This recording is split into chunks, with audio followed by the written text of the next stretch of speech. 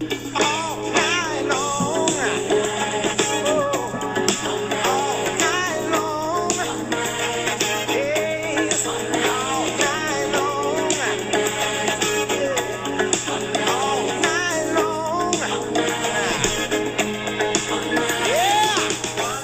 the All Night Long Wrestling Podcast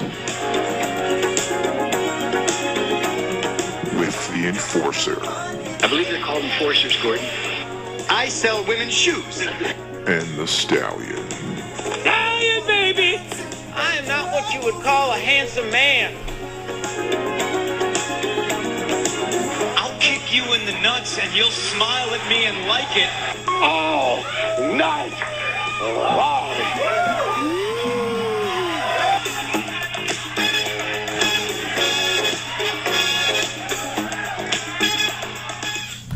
Welcome to this week's edition of the All Night Long Wrestling Podcast. We are your host. He is the Stallion. I am the Enforcer, and I'm going to start this week off correct.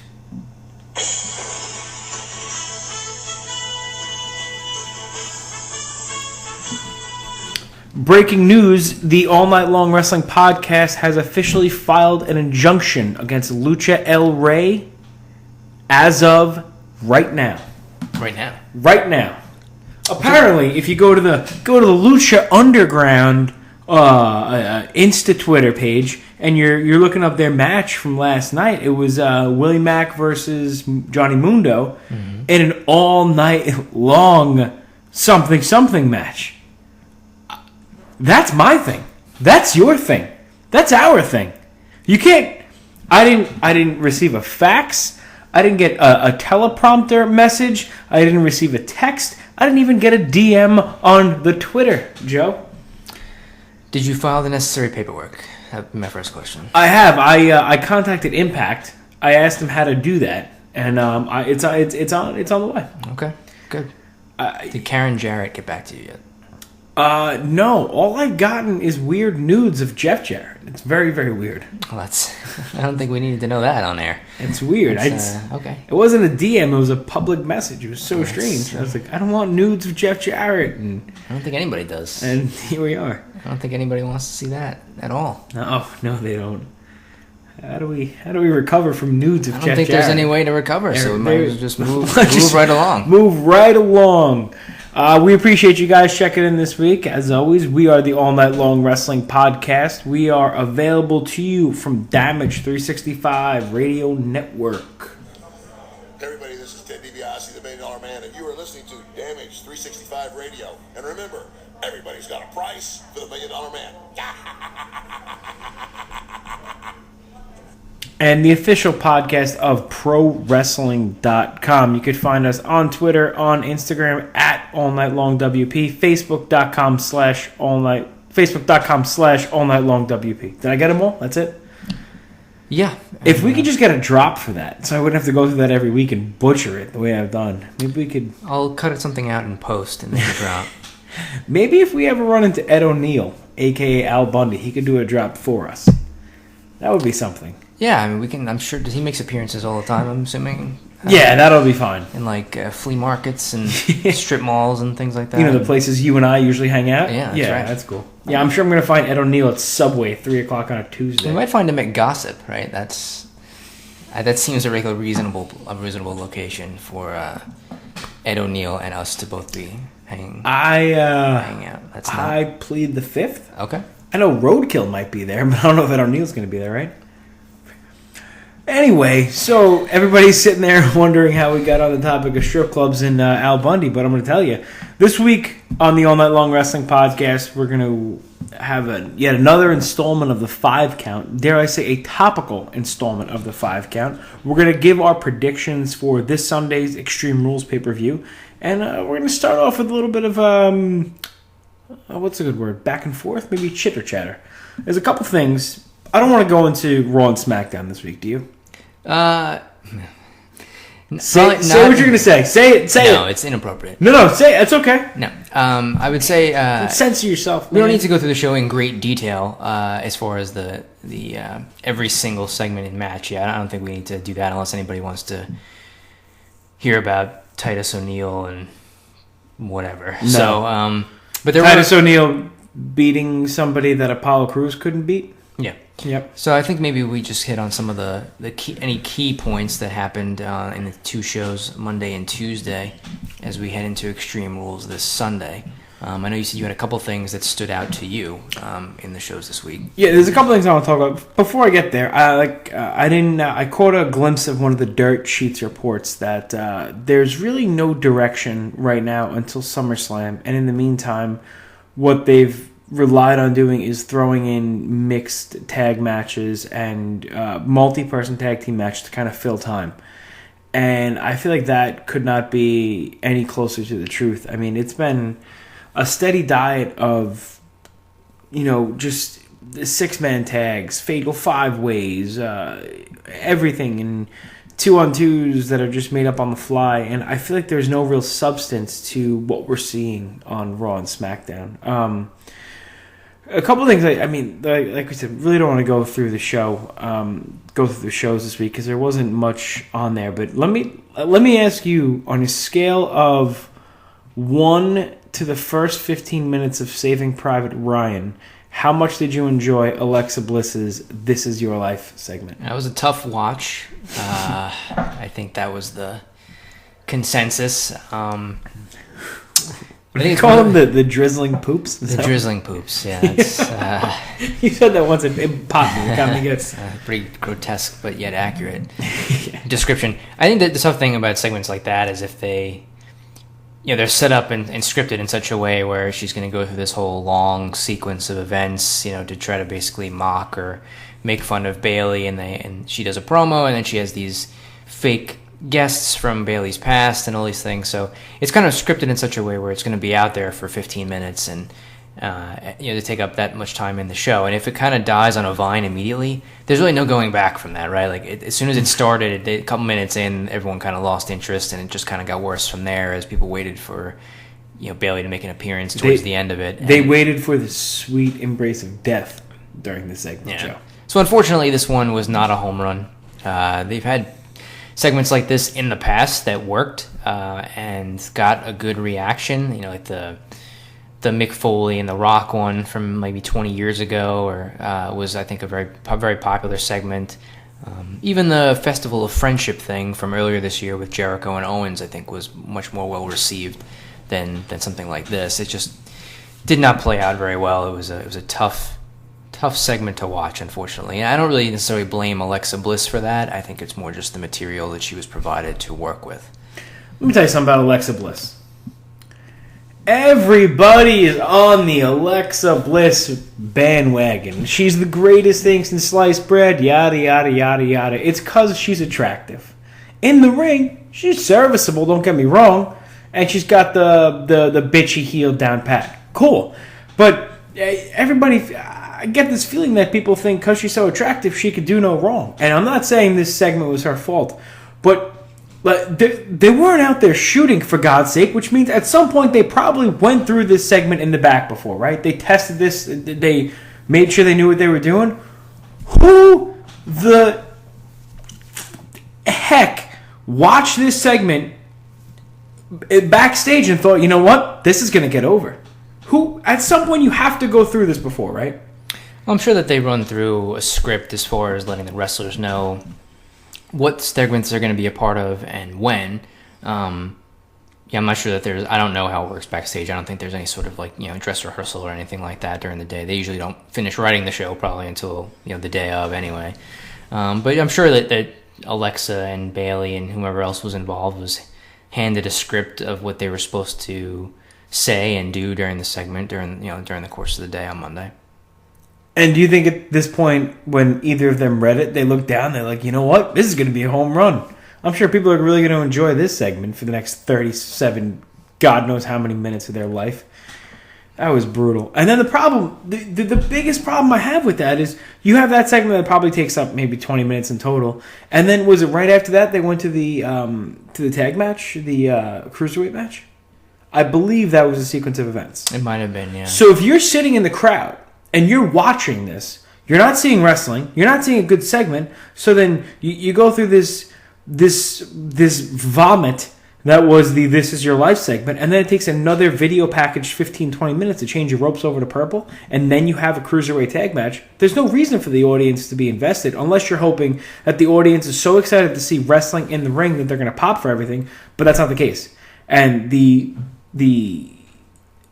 tag match fell equally as flat as the This Is Your Life segment. And the cruiserweights suffered from it. I think it was just poor. Everything about that was poor, and then it ruined, pretty much the last hour of the show. I think the cruiserweights have their own issues right now. That whole division is pretty much lukewarm at best, I would say. It's frozen solid. That's it. I'm off. I'm shooting tonight. The cruiserweights are atrocious, Joe. Right. So that's what I'm saying. I don't know that I can. I don't know how. I mean, you could obviously the crowd was maybe a little cold going into it, but they never really seem to do much to bring them out of it. Regardless of where they're placed on the show, it's usually a very quiet crowd during cruiserweight matches. I mean, I don't watch 205 Live regularly, so I don't want to speak to that too much. But I know on Raw when we're talking about that, there's not really many cruiserweight matches on Raw that get a great reaction that I can remember. No, me neither. And I didn't watch 205 Live yet. I want to watch last week's because I believe it was Tozawa versus Kendrick in a no-holds-barred match, and I heard good things about that. But so while I'm on the topic of terrible things on Raw, if ever I'm watching the show and I happen to see a Hardy Boys match, my next course of action... Delete! The Hardy Boys... I can't even call them the Hardy Boys. Whatever they are. Matt and Jeff Hardy are in the ring. They're very much showing their age. The in-ring work, the physicality between Matt and Jeff Hardy and anybody is slow. It's plodding. It's full of mistakes. And it wasn't just this week. This week, it's been. I think it was maybe who was it again? Sheamus, Matt Hardy. No, The Miz. There was something with The Miz. It was a 6-man tag. This week? Yeah, it was a 6-man. Yeah, it was a 6-man Hardys tag. And Ambrose against The Miz and Sheamus and Cesaro, right? And Matt Hardy I'm noticing more with Matt than with Jeff, but it's tough to watch in the ring. I mean, his moveset, they're just very slow. They're not connecting, and they do not look good in the ring. Well, I don't know. I mean, there were some rough spots. I think just mistimed stuff at the end of the match on Monday, the 6-man. I mean, I think Matt's like 41 or 42. And I think Jeff is maybe like 39 or something around those ages. So they've been doing this for a long time. I mean, I think Jeff's been wrestling. At least I've seen him on Raw. He was back on Raw in like 1990, in the like mid 90s. So they've been wrestling for a long time. So certainly they've slowed down from what they were. Jeff had that bad motorcycle accident that kind of banged up or tore apart his knee, and he's had some issues with that. And Matt's had some issues as well, obviously just with age and wear and tear and stuff. So certainly they're slowed down, I think, from what they were maybe 10 or 15 years ago. But I think that their matches are pretty serviceable. And, I mean, this match wasn't like anything like off the charts, but it was still pretty good. Their ladder match at WrestleMania was good. Obviously the night before they just wrestled the Young Bucks in a ladder match when they were with Ring of Honor. So, I mean, I think they're okay. I mean, they're not what they were. But obviously, at the point in their careers, it's hard to put on these 20-minute crazy matches with going through tables and ladders and all that type of stuff. But it's okay. I don't think that their long-term shelf life is going to be with what they are now, which obviously we've talked about before. It's the broken gimmick is really where it should hopefully land at some point, sooner rather than later. But they're just kind of riding the nostalgia wave, I guess, at the moment. Yeah, I don't expect them to go out there and tear it up and make it look like it was in 1997, 1998, but there's just maybe a sense of urgency that's not there in the match, and there's a lot of not necessarily blown spots, but a lot of timing that seems to be off in the ring, and I'm noticing it more with Matt than I am with Jeff. And yeah, I mean, I know they're 41 and 39 respectively, but put it in perspective, I mean, AJ Styles is 39 himself. So it's, and I'm not saying they have to do the things they were doing, like the off top rope and stuff like that. It just seems very, for lack of a better word, clunky. So I'm hoping for, I guess we'll see. Did Sheamus say something about breaking the Hardys? On Raw, he said Matt and Jeff Hardy were like a new toy, and he's going to break them on Sunday. I don't know. Yeah, I caught that, so I was wondering if that's a little dig at the old broken Matt Hardy. They've been making various vague comments regarding that, I think, ever since they got there. Whether it's Matt on TV or on Twitter or a commentator saying something about being broken, I think they're just sort of leaving those little seeds out there for hopefully once everything kind of gets worked out from a legal perspective and they can use that gimmick that they had been doing for the last year or two before they came back. Do you think it might be too late? Do you think they kind of missed the boat on the whole broken thing? I don't think, not yet. I think people are still doing the chants and the delete and all that type of stuff, so I think it's still out there.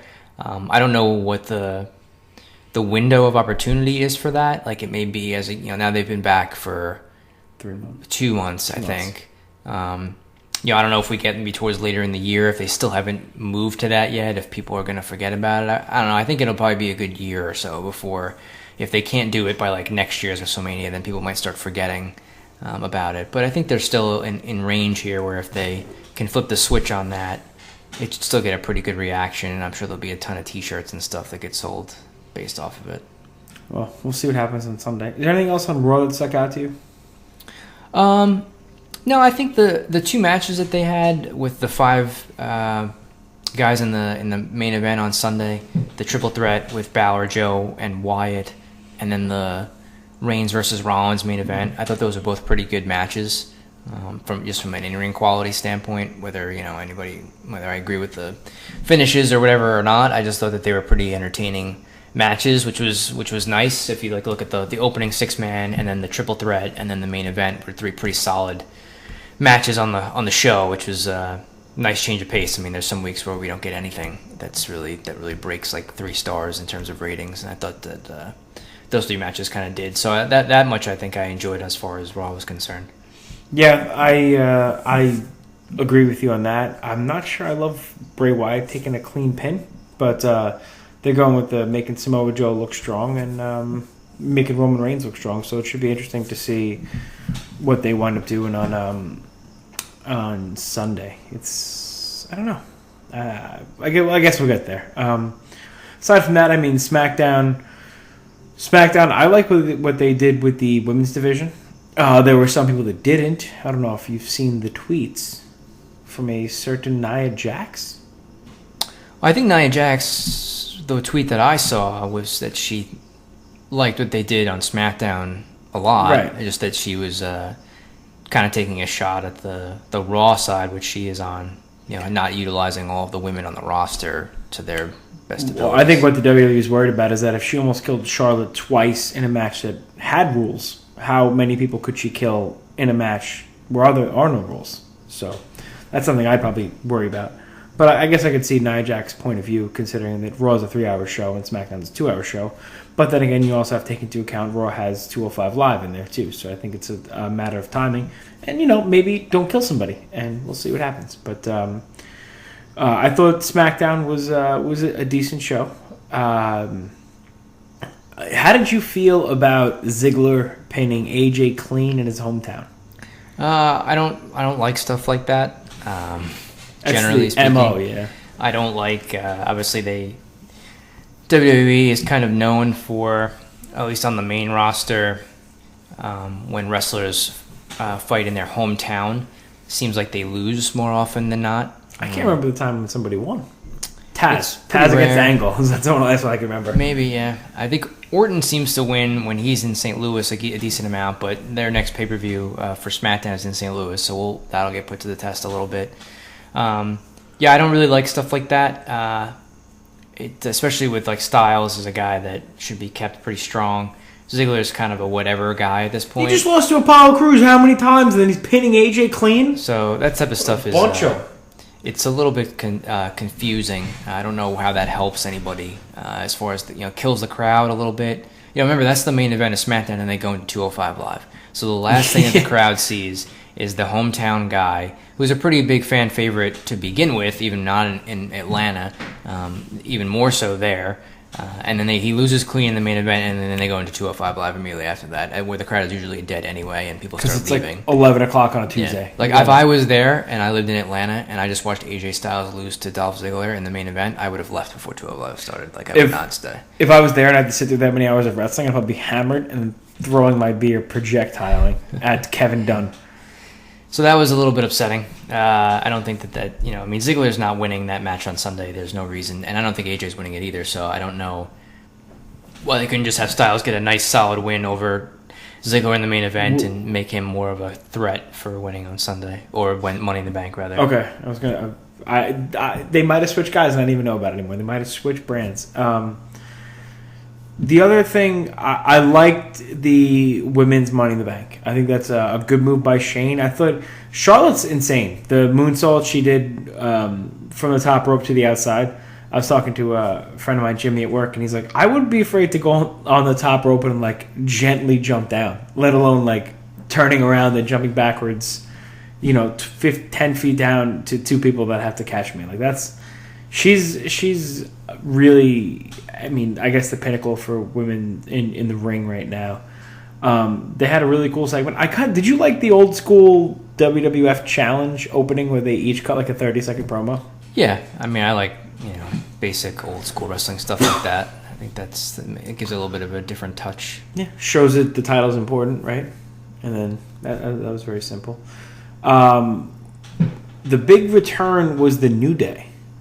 I think that was probably the best thing for them, was take that time off. I think they got a really good pop coming out, and it didn't seem overdone or stale to me because they'd been off TV for so long. So I think maybe if the WWE can kind of look into not using the same people every single week, I think that would really benefit, especially because the New Day was so overexposed when they were on Raw.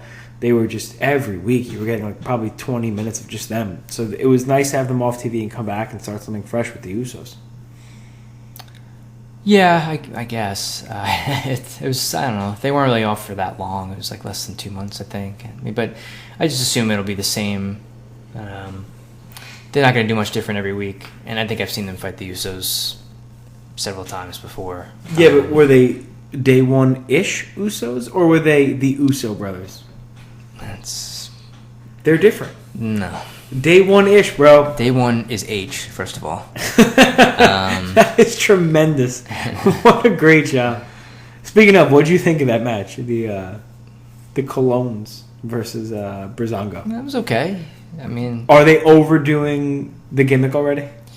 It's pretty silly, right? I don't think it's got a long shelf life. They're going to continue to do stuff like, Breeze dressing up as a janitor and whatnot. I think they got to kind of...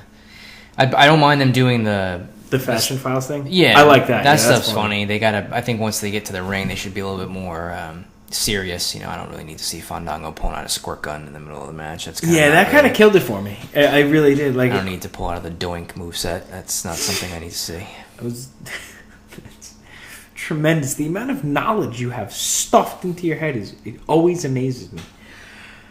So those are the two big shows. There really wasn't much else, I guess, we could talk about this week. There was on SmackDown, at least. We'll touch on SmackDown next week. But before we get to everybody's favorite segment, we're going to remind you that we are once again brought to you by the Damage 365 Radio Network. This is former WWE superstar Damian Sandow, now known as Aaron Stevens, and you're listening to Damage 365 Radio. Keep it tuned. You're welcome. It's been a while since we've had another installment, but here we are again. This week's 5 Count. And in the topic of Extreme Rules coming up this week, this Sunday as a matter of fact, we have been mulling over our 5 best all-time gimmick match performers. Are you looking at my list? No. I think you were. Go ahead. I have to redo this list now. Go ahead. You're going to redo the list? Maybe I'll explain for anybody who is new to the show what the 5 count is. It's really essentially it was just our way of listing out our 5 best or whatever ranking we're doing. Maybe worst that week. Or worst, of a list, right? So this week it's gimmick match performers, gimmick match wrestlers. In the past we've done stuff as simple as top 5 WrestleManias of all time, or top 5 tag teams in the business types today. Types of gimmick matches we've done. Types of matches, stuff like that. So it's just kind of a back and forth. We do our list separately, and then we convene and reveal them on the show for the first time.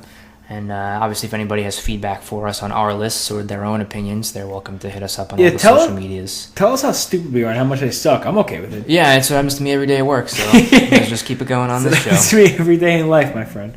All right, so we'll snake it. Do you want to start or do you want me to start? I don't mind. Whatever you want to do. If you're redoing the list now, is this I'm good. Redoing the booking like on a napkin like Vinny Rue, or what are we doing here?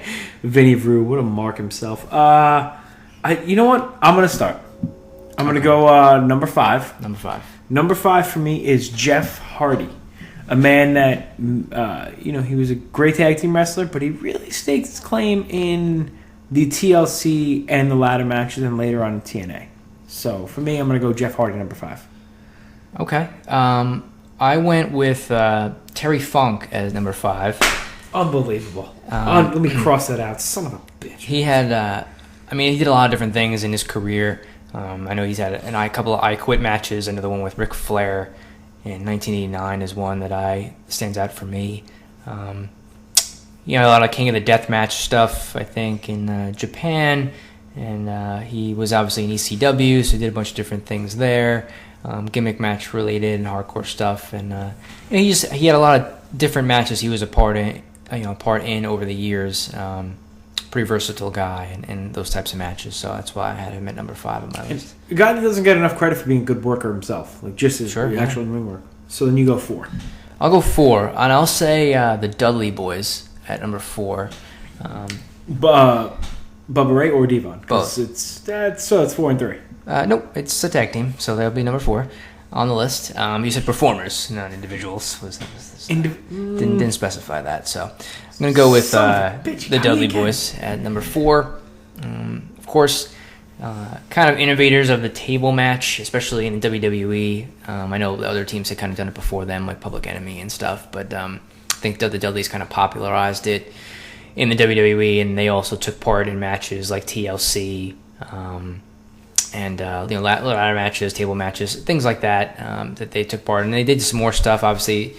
Even later on, I think I don't know what kind of matches in TNA, Full Metal Mayhem, and things like that. But they put Balls Mahoney through a flaming table, so that's good. So they obviously those matches are pretty much always entertaining with them in it. So I have them at number 4.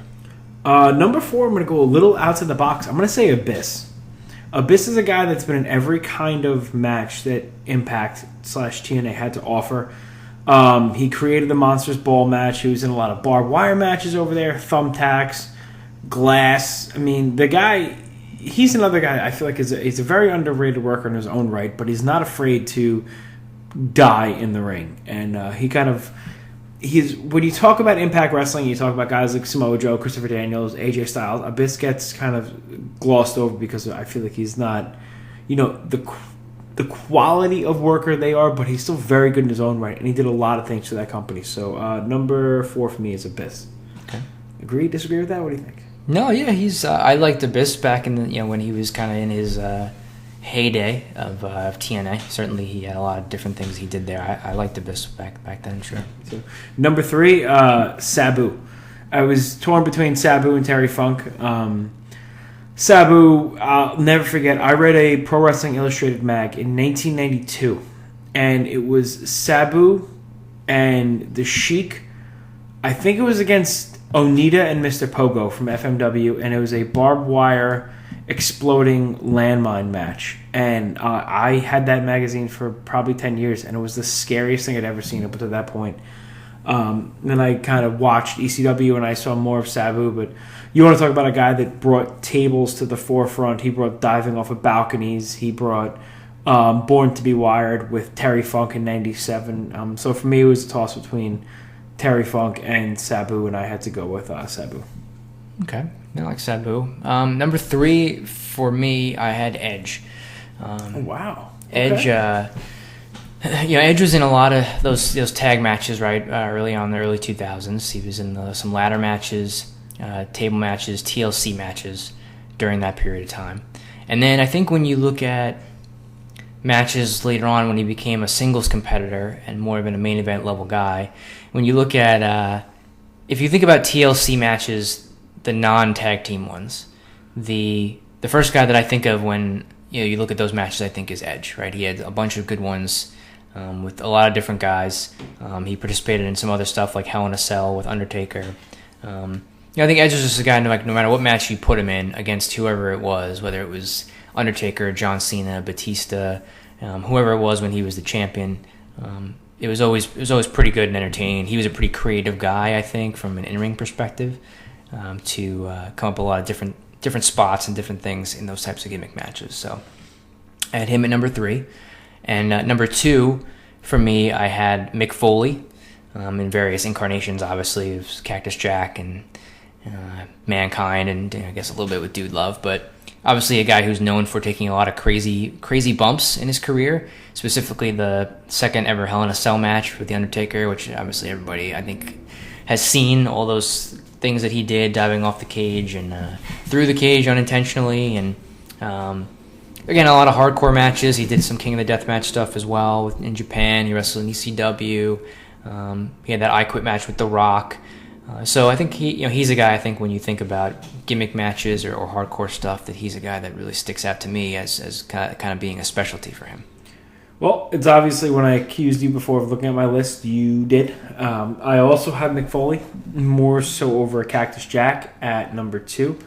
And for everything you mentioned, taking the dive off the Hell in a Cell, he was in the Boiler Room Brawl match. Mick Foley actually wrestled, I'm trying to look it up now. He wrestled Paul Orndorff at, it's going to drive me crazy. I forget. Was it a Clash of the Champions or something? I believe it might have been a Clash of the Champions. It was a street fight from 110.93, and Mick Foley took a shovel to the head. And again, I was probably 7 years old, so I thought he was dead. But Cactus Jack was such a badass character, and his matches with Terry Funk,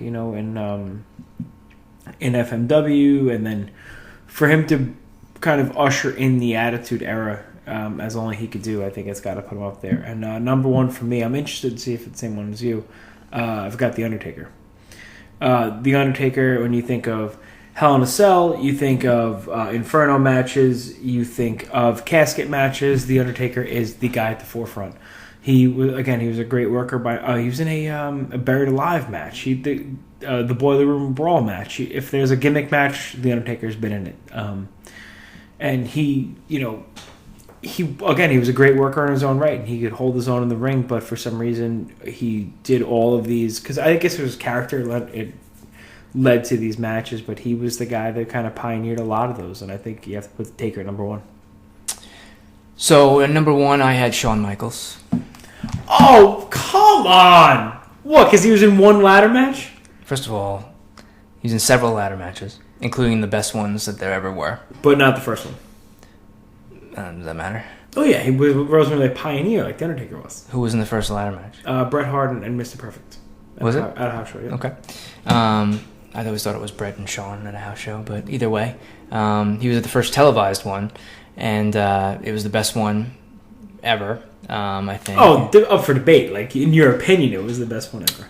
Yeah. Yeah, That's okay. kind of how this works, right? Okay, I just want to say, could you say it was the best one ever? I'd be like, it's my opinion. It's the best one ever. I think right. It's kind of widely regarded in that way. But he had a few other ones as well. He fought the Razor Ramon twice. He fought Jericho in a ladder match, a couple other ones. So he's kind of the guy that's known for that.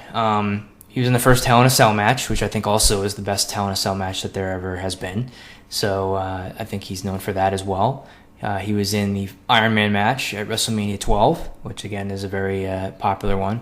And, other things, obviously, he's done. He's been in so many matches in his career, between casket matches with Undertaker and Last Man Standing matches with Triple H and things like that. I mean, he just, from a performer perspective of those gimmick matches that he's taken a part in, he's in the best ones of the genre, in several different ones. So that's why he's number one. Now, I left Undertaker off the list. I'll tell you why I left him off the list. Because while he was in a lot of those different gimmick matches that you mentioned, the majority of them I felt were poor matches.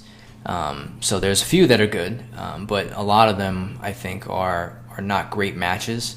So that's why I kind of left him off, because there's a lot of stinkers in that list between like casket matches and Inferno matches and Buried Alive and stuff like that. And a lot of those were, in my opinion, not great matches. So that's why I left him off. I disagree. I cannot believe he put Shawn Michaels up there. Unbelievable. That's a homer pick. It's an accurate pick. That's an accurate homer pick. I mean, I think you're just upset that you left him off, and now you're just kind of trying. No, I actually left him off. I purposely. It's always good to leave the best wrestler of all time off your list of top 5. I know, I did leave off Bret Hart. So, where does that leave us now? No one agrees with you. And, I think everybody agrees with me. Not many do. I think we had discussion several times.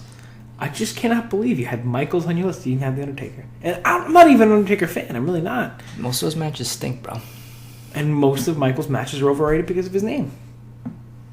That doesn't make sense. It did make sense. You must be thinking of Kenny Omega. Let's move on to Extreme Rules this weekend. That's a good point. I forgot he never got the 6-star match that Michael always tried to get. That's right. All right. You don't even watch Kenny Omega matches. You can't say he's overrated. I've watched several Kenny Omega matches, including the one that was overrated with 6 stars, and we'll not get into that again because we've discussed that at length in the past. I want a detailed breakdown of how many Kenny Omega matches you've watched. 5. That is not fair. How can you make an accurate judgment of 5 matches? That'd be like watching 1 week of Raw with how many matches Michael wrestled 10 years ago. Okay, that's fine. So where do you want to start with Sunday's Extreme Rules here? We're looking at 6 matches. There's got to be more than 6 matches, right? 6 matches are announced right now. I don't know that there's any pre-show matches that have been flagged here. So I see 4 matches already that could be pre-show matches at this rate. So, I'll just run down, I guess, the 6 matches that there are, and then we can start rolling through with some picks here. How are we doing on time? We got time? What are we looking at? Yeah, it's the world's oyster here. Oh, there we go. We're fine. We got 23 minutes somewhere. Rich Swann and Sasha Banks versus Noam Dar and Alicia Fox. Yeah, so that's the mixed tag match. There's a submission match for the Cruiserweight Championship, Neville versus Austin Aries. Steel cage match for the Raw Tag Team titles, the Hardys versus Cesaro and Sheamus. Kendo stick on a pole match for the Raw Women's Championship. Alexa stick Bliss, on a pole. Alexa Bliss versus Bayley. Dean Ambrose versus The Miz, where if Ambrose is disqualified, he'll lose the Intercontinental Championship. I'm not sure that's extreme, but I guess it's extremely stupid. Up for debate. And then the Fatal 5-Way Extreme Rules match to determine the number 1 contender for the Universal Championship. Roman Reigns versus Seth Rollins versus Finn Balor versus Bray Wyatt versus Samoa Joe.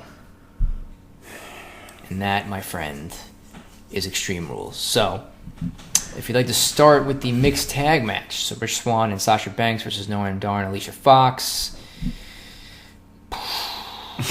It's a tough... it's a real tough one. It's a tough build there. Why? Why did this match happen? I don't know.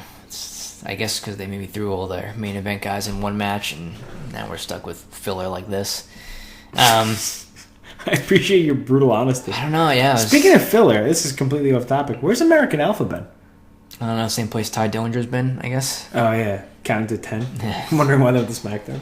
I'm going to go with Swan and Banks here. I don't see any reason why Noam Dar should be winning matches at this point on pay-per-view. I don't see any reason why this match should be happening, but I think, if anything, if you're trying to build a new contender, you could build Alicia Fox and bring her into the women's division. So I'm going to say Noam Dar and Alicia Fox get the win. Okay. So then, submission match for the Cruiserweight Championship. It's Neville against Austin Aries. Tell me why this should not be great. Give me one good reason why Neville and Austin Aries should not put on a classic match. No, I mean, they should, as long as they don't get limited on time, there's no reason why this match shouldn't be very good. I just get so mad. Go ahead. I'm going to say that Neville is going to win this match and retain the championship, and I'm only really saying that because Aries tapped him out on Monday on Raw. So I don't think they're going to move it over to Aries. But, I mean, I've been thinking that they should for the last couple months, and they haven't done it. So, but I'm just going to stick with Neville here retaining. So if Neville wins this match, there can be no rematch. Is that a fair statement? Because I've seen this match. This is now the fourth time? It's the third time. Third time on pay-per-view. Yeah. Third time on pay-per-view, and Neville has won each time. First one, I think, he kind of, he raked his eyes at WrestleMania, right, and then pinned him shortly after that. And then I think at Payback, he was DQ'd, I think, or counted out or something like that. Okay. I think that was how that one ended. He kind of escaped. So this is the third match, but yeah. I think Aries has to win. I would hate to see Neville tap out to the last Chancery, which I really think is not a great submission maneuver. It's easily escapable, and it doesn't look very good. Neville's Rings of Saturn is brutal. I love watching him put that thing on. It's violent. But I think that what I would do and what I think is going to happen are two different ones. So I'm going to say they put the title on Aries, and he's your new Cruiserweight champion. Okay. That's going to lead us to the Hardy Boys versus Sheamus and Cesaro in the cage. The Hardy Boys have to lose the titles. Sheamus and Cesaro have to win them. They are too strong, and hopefully this will lead to the broken. Maybe Matt takes a bad bump. Maybe he falls off the cage, bumps his head, something along those lines. I don't know. I don't know why you're wishing ill will on not a Hardy. bad, no, not like fall off the cage and bump his head. A bad planned bump where everybody's nice and safe, but it jars something loose in the old brain ski of Matt, and that's where this starts. But Cesaro and Sheamus, they're too strong right now. You're going to break them up, or you're going to have them win the titles, and I don't think you're going to break them up. So I'm saying they win the titles. Yeah, the tough thing about this one is that I don't think Cesaro and Sheamus have won anything in this whole feud the last 2 months. I think every singles match or tag match they've been in, the Hardys have always seemed to have gotten either the win or the upper hand, regardless of what's happened. So you would think that to not completely destroy Cesaro and Sheamus, that they should win the steel cage match for the tag titles. The Hardys don't even have to be pinned. I don't know if it's to escape the cage rules. They don't specify that, but if it is, then the Hardys don't even need to be pinned to lose. I'm usually for longer title reigns. I mean, I would if it was me and I was booking, I would keep the titles on the Hardys for a few months and then let the Revival beat them, maybe closer to SummerSlam. But that's not how things go, I guess, in today's world. So I'm going to say that Cesaro and Sheamus should win the tag titles here, and just because they have to. And maybe the Hardys will win it back in a month or two, but I think Cesaro and Sheamus have to win because they have not won anything in this feud so far. Yeah. Oh, God. Which one you... Kendo stick on a pole, man. Go ahead. Gotta do it. Yeah. Alexa Bliss versus Bayley for the Raw Women's Championships. Kendo stick on a pole. So it's all based around whether Bayley is going to actually use this kendo stick if she were able to get her hands on it. Right, Bliss hit her with one kendo stick shot, and Bayley sold it like crazy, and they made it a big deal. I don't know. I think it's hard for me to... I wouldn't take the title off of Bliss right away. I mean, if they're going to put it back on Bayley, that's okay. I would not do it right away. I would let Bliss keep it for another month, and maybe let Bayley win it back a month later from now. So I'll say Alexa retains. Now, what are the rules to this match? Is it a no DQ match going into the kendo stick? I as far as I know, the way that these on a pole matches work is just like the weapon's just suspended on the pole, and the first person that climbs up and gets it is free to use it, and then once after that, it's pretty much fair game to use that. I don't know that it's if there's DQ rules on other things, like if they use chairs and stuff like that, but I'm gonna guess that probably won't come into play here. Oh man, this is bad. Wasn't there a nightstick on a pole match between Nails and Big Boss Man? Yes. That was pretty good booking. This is kind of similar. Familiar. I don't know. I really don't. This has no heat. Bayley. This feud is so flat. I feel like the pop for Bayley winning wouldn't even be that big. I assume what they're gonna do is Alexa Bliss has brought the evil out of Bayley, and not the evil, but like the badassness. And she gets the kendo stick, and she winds up beating her a couple times, and then she hits her with the Bayley to belly and gets the pin. I don't think it's the right move right now, but I think they put the title on Bayley. Okay.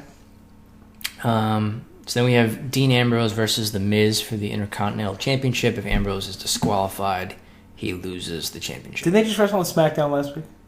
Well, they're on Raw, but I know, but didn't they? That was a joke because, as per, this is a feud that continued from SmackDown that nobody really wanted to see continue, and it just screams nothing else really. Nothing else for these two guys. But you can go ahead. I still got to think about this one. Well, I think that The Miz should win the title. I don't know what the long-term plan is for this. I mean, you read different things, so I don't really want to go by the dirt sheets, but I think that this might be a way for Miz to kind of find a way to cheaply win the title, whether it's an Ambrose gets disqualified or maybe like something happens where Ambrose is about to do something to get disqualified and becomes distracted and Miz ends up pinning him off of something like that. So I'm going to say that The Miz will win the Intercontinental Championship on Sunday. That's a good idea about how he's about to do something and then gets disqualified. I think that's really smart booking. I think it'll keep everybody looking somewhat strong. Miz will look like the smarter of the two, and then they get the title on him. I just don't want to see. I don't want to see this feud continue, regardless of who wins. But the thing is, if you put the title on Miz, what does Ambrose do? Does he go to the main event picture? It's tough to do because you still have Roman Reigns, Seth Rollins, Finn Balor, Bray Wyatt, Samoa Joe, and then the returning Brock Lesnar. It's like, wait, where do all these guys go? You have too many people near the main event picture. So they'll probably, I think what you said is spot on. The title goes on Miz, and then maybe have Dean chase for a little while and have Miz keep it. So the Miz wins this one. Okay. And then the Fatal 5-Way Extreme Rules match for the number one contender spot for the Universal title. Reigns, Rollins, Balor, Wyatt, and Samoa Joe. You want to take this one, or you want me to go first? Yeah, I guess I'll go first. This would have been a lot cooler had it been an elimination match. I think that would have added a lot of luster to it, and it would make sense because you only have 6 matches on the card. You could have given this like 40 minutes, 35 minutes to let them go. Yeah. I don't know. Winning it, I see Finn Balor. I think Finn Balor is going to be the winner. The question to me is who is he going to pin? I don't think it's going to be Samoa Joe. And Seth Rollins and Bray Wyatt just took pins this week, which would leave Roman Reigns. But I don't know. Something tells me Finn Balor gets the win, and he gets the win on Seth Rollins. And that leads to Finn Balor trying to overcome the beast known as Brock Lesnar at SummerSlam, I think, right? Well, I think it'll be the next Raw pay-per-view, which is the July show. Oh, the Great Balls of Fire, I believe. That's a good name for a pay-per-view.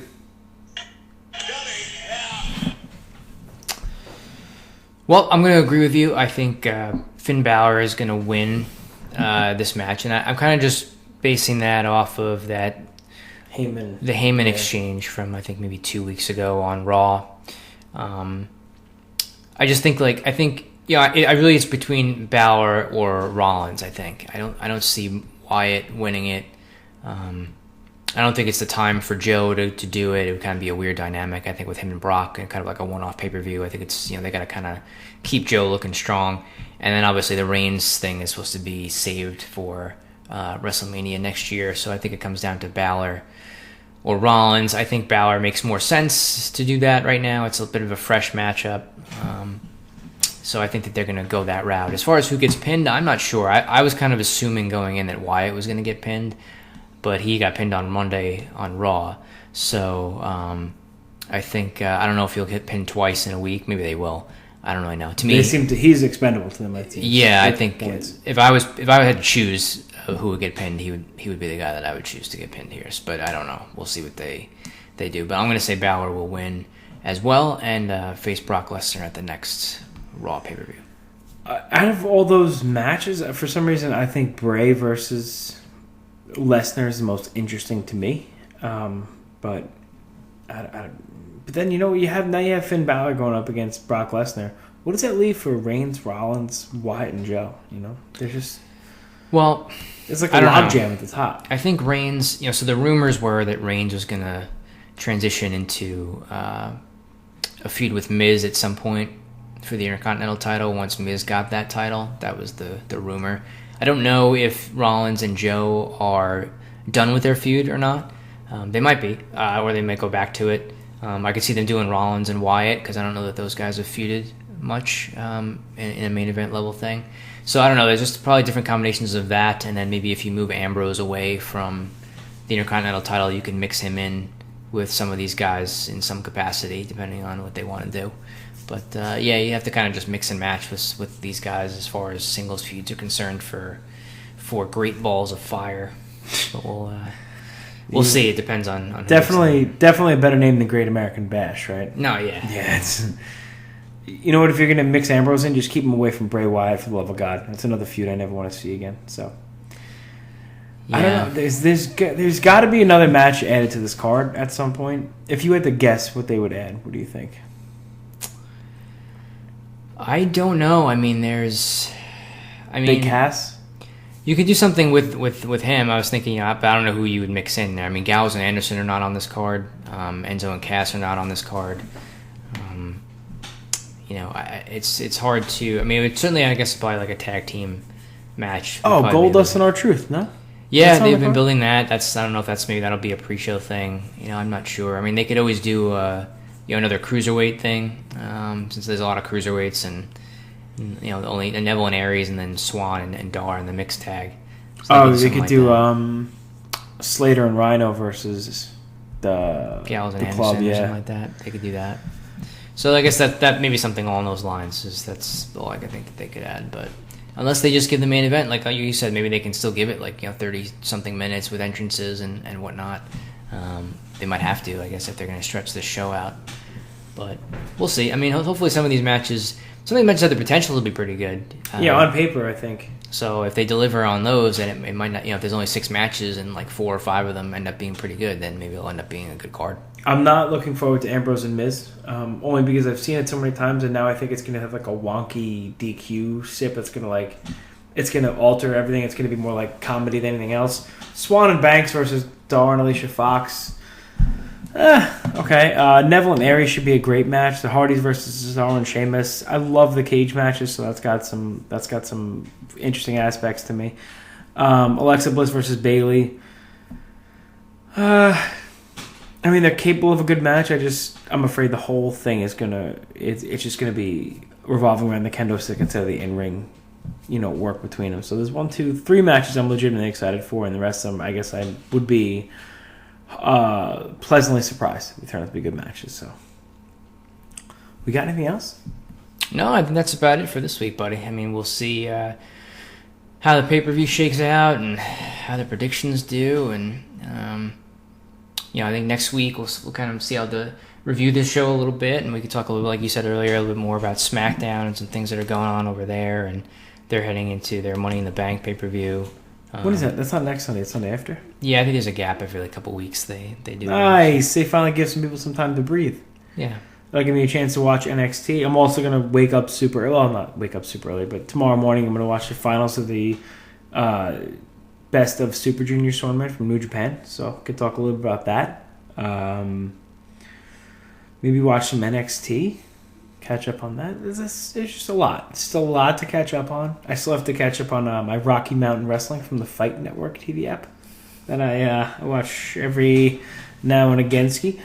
But if you guys want to give us your own 5 count, if you want to give us your predictions for this week's Extreme Rules, on Twitter, at AllNightLongWP, on Instagram, Facebook.com/AllNightLongWP. We're on Facebook probably the most. Give us your thoughts. Give us what you like, what you don't like, what you expect to see this Sunday. And as always, we appreciate your time. We thank you for listening. We are the All Night Long Wrestling Podcast, Damage 365 Radio, and ProWrestling.com. He's the Stallion. I am the Enforcer, and yet one more week, we're tapping out.